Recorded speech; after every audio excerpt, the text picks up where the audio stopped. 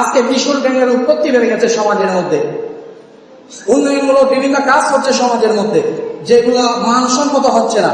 কারণ আমি যদি তোমাদের সাথে ওখানে ছাত্র হতে পারতাম, নিজেকে গণ্য মনে করতাম। কারণ তোমরা যখন আসতেছো বাড়িতে এখানে লেখাপড়া শেখার উদ্দেশ্যে, ফেরেশতারা ডানা বিছিয়ে দিচ্ছে তোমাদেরকে। জানি না আল্লাহ রাব্বুল আলামিন কাকে কি হিসেবে কবুল করেছেন। এই ছোট্ট সোনামণিদের মাঝখান থেকে একদিন ঢাকা বিশ্ববিদ্যালয়ের নেতৃত্ব দিবে। হয়তো কেউ ডাক্তার হবে, কেউ কোরআনিক সায়েন্স নিয়ে লেখাপড়া করবে, কেউ হাদিস নিয়ে লেখাপড়া করবে। আল্লাহ যাকে যেভাবে কবুল করবেন, আমরা সবাই তাদের জন্য দোয়া করব, যেন তারা সুশিক্ষায় শিক্ষিত হয়ে সমাজের উপকার করতে পারে, মানব সেবামূলক কাজ করতে পারে, মা বাবার খেদমত করতে পারে, দেশ ও জাতির কল্যাণে যেন তারা এগিয়ে আসতে পারে। আমি আমার অত্যন্ত পরম শ্রদ্ধাভাজন দিন দুনিয়ার কান্ডারি বাইতুশরফের রাহবা ছিলেন বাহাদুর আল্লামা কুতুবউদ্দিন সাহেব রহমতুল্লাহ আলাইকে সালাম করতে গিয়েছিলাম, দোয়া করতে গিয়েছিলাম। উনি আমাকে বলেছিল, তুমি কাল থেকে শিক্ষকতাতে জয়েন করো। সেদিন 1998 সালে চলে গিয়েছিলাম আব্বারানা নদীগ্রামে। 5টি বছর বাইতুশরফের সাথে সম্পৃক্ত ছিলাম শিক্ষকতার জীবনে। মাত্র 2টি ফুলের নাম শিখাতাম 2 মাসে। ওই 2টি ফুল কোন গাছে ধরে, কিভাবে গাছটা হয়, সে প্র্যাকটিক্যালি তাদেরকে ওখানে নিয়ে যেতাম। আমি মাদ্রাসার সম্মানিত শিক্ষকবৃন্দদেরকে বলবো, আমার এখানে যারা আমার নাসির সাহেব আছেন এবং আমার হুজুর যিনি মৌলানা আব্দুল মোমিন সাহেবের সাথে একসাথে কামিল পরীক্ষা দিয়েছিলেন দারুল উলুম আলিয়া মাদ্রাসা থেকে, ওনাদের উপর ভরসা করে 2টি শব্দ বলতেছি, কারণ আমরা তো বাংলা শিক্ষিত মানুষ। বালাগাত আর ফাসাহা, এই 2টি বিষয় নিয়ে মাদ্রাসার শিক্ষকরা আপনারা লেখাপড়া করবেন, জানবেন। বালাগাত কি জিনিস আমি ব্যাখ্যা করতেছি না, ফাসাহাত কি জিনিস আমি ব্যাখ্যা করতেছি না।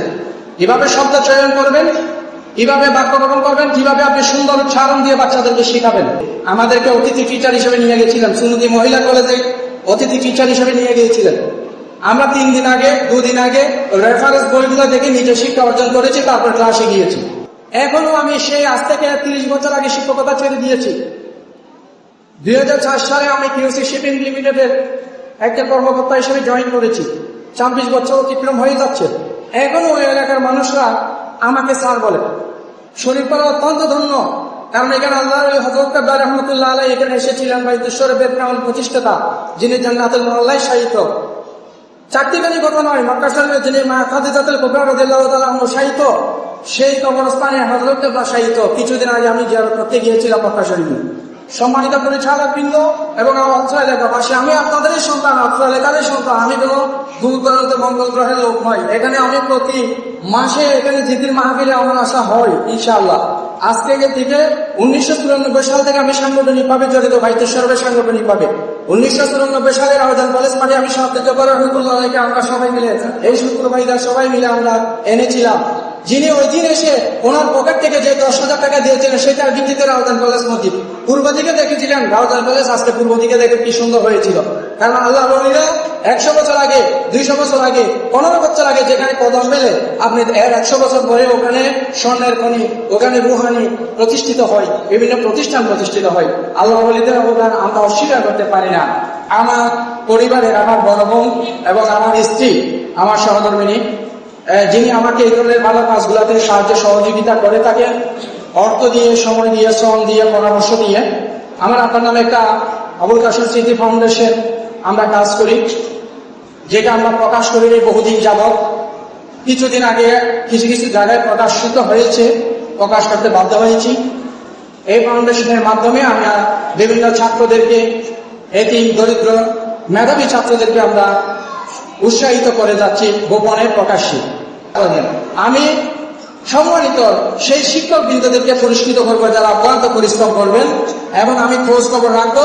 তা আপনাদের সম্মানিকতা কম আমরা জানি, এলাকাবাসী জানাতে, তার সাথে ইনশাল্লাহ আমাদের বাইতুশরফ কেন্দ্রীয় পরিষদের পক্ষ থেকে, আমার ব্যক্তিগত পক্ষ থেকে, আমার পারিবারিক ফাউন্ডেশনের পক্ষ থেকে আমরা সার্বিক সহযোগিতা করবো শিক্ষকদেরকে। প্রথমে তারা টিকে থাকলে ছাত্রদেরকে তারা মত করবে, এরপরে আমি ছাত্রদেরকে উৎসাহিত করবো। এটাকে অত্যন্ত বিনয়ের সহিত বলবো, আপনার এই প্রতিষ্ঠান থেকে নিজের এলাকার প্রতিষ্ঠান নিজেরাই না দেখলে বাইরে কেউ এসে এটাকে উন্নত করতে পারবে না।